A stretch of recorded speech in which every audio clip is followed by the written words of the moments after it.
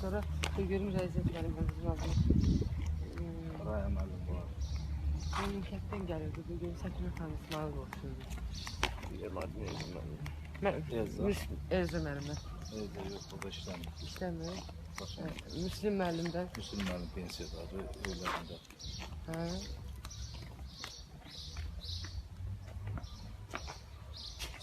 Bu iyi düşün maşallah. Əhməd Cavad adlı. Vay sədə var. Rengi zam dəyişməmişsiniz ha.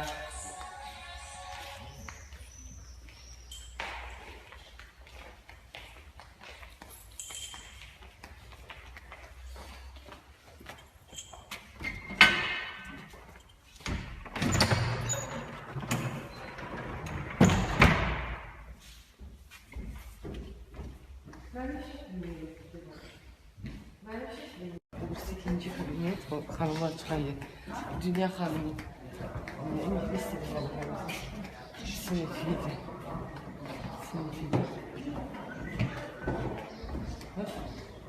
Buraya da Yusuf haricinde. Ele de kalın var. Ele de kalın.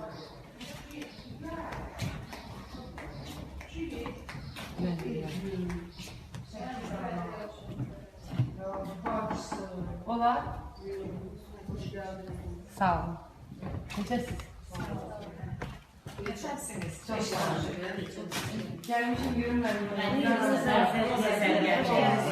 Çok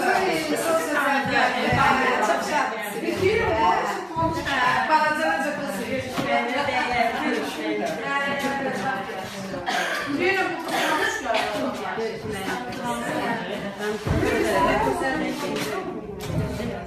Temsilimiz elimiz obamız.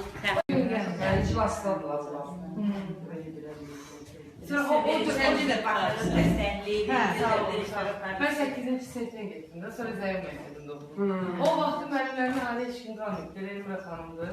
Samari xanım vardı. Hani 65 yaşından əlaqədar olaraq çıxdılar da oradan. Ona görə. Sonra Rəziyyət müəllimlərimiz var idi. Adam başı öfkə. Yox. Səkinə xanım İsmail Uçadı. Elmira Elmira xanım. Yox, Elmira yox. Elza xanım. Elza. Cahangir İslamov'da. Cahangir İslamov'da. Elza Bayram sektörlükler. Elza Bayram. Sonra Müslüm müəllim var idi. Müslüm müəllim.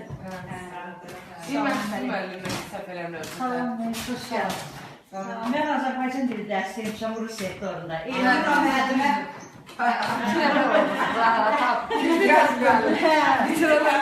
Mən dərs demişəm. Söyleşdim, gəlmişsiniz, qayıtdım, hə. Mən dərs demişəm, benim Herkese şahidim. hamle bir yaxına kitap çap ettim ve bu məktəbdən olan xatirələrim o kitabda var. Kitabından Sibir Çiçəkdir. Maşında var da kitap. Anam müəllim diqqətlər müəllimlərimə verər.